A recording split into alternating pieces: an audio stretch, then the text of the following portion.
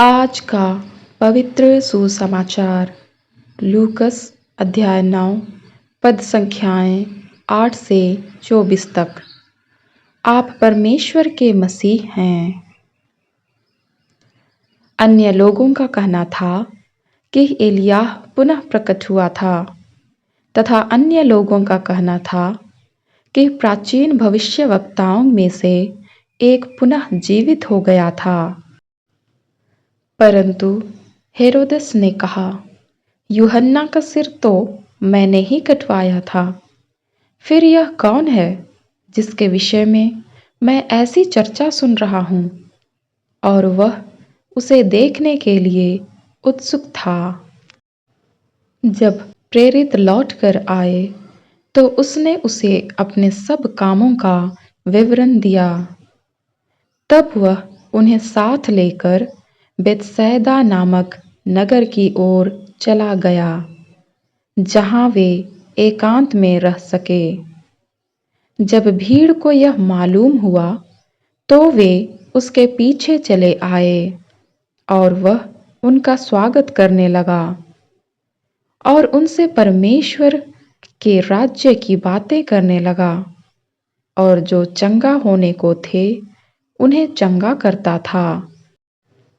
जब शाम हो गई थी तब 12 चेलों ने उसके पास आकर कहा, लोगों को विदा कर कि वे आसपास के गांवों और खेतों में जाकर ठिकाना और भोजन ढूंढे, क्योंकि हम यहाँ सुनसान जगह में हैं।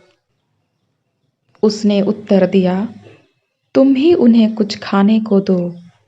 उन्होंने कहा, हमारे पास 5 रोटी और 2 मछली को छोड़ और कुछ नहीं है, परंतु हम आप जाकर इन सब लोगों के लिए भोजन मोल लें।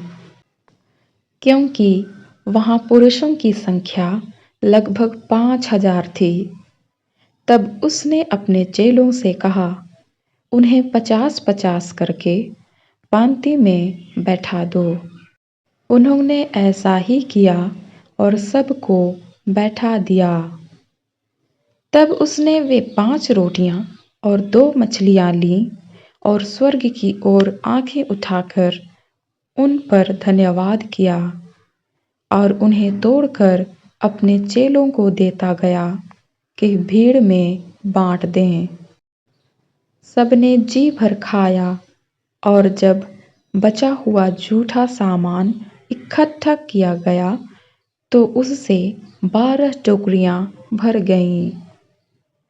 और ऐसा हुआ कि वह अकेले प्रार्थना कर रहा था और उसके चेले उसके पास आए और उसने उनसे पूछा, लोग मुझे क्या कहते हैं? उन्होंने उत्तर दिया, कुछ लोग यूहन्ना बपतिस्मा देने वाला कहते हैं, और कुछ एलिय्याह, और कुछ पुराने भविष्यवक्ताओं में से कोई जो जी उठा है। उसने उनसे कहा, परंतु तुम मुझे क्या कहते हो? यह पतरस था जो बोल उठा। उसने कहा, परमेश्वर का मसीह।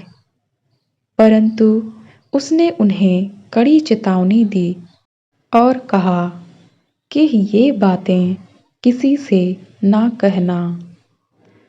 उसने कहा, मनुष्य के पुत्र के लिए यह आवश्यक है कि वह बहुत दुख उठाए और पुरनिये और प्रधान याजक और शास्त्री उसे तुच्छ समझें और मार डाला जाए और तीसरे दिन जी उठाया जाए।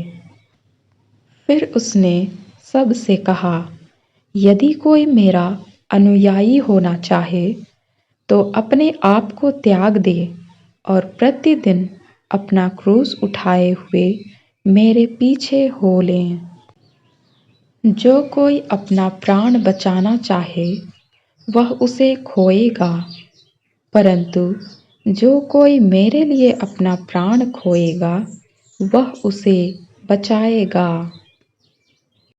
यह प्रभु यीशु का पवित्र सुसमाचार है। ख्रीस्त की जय।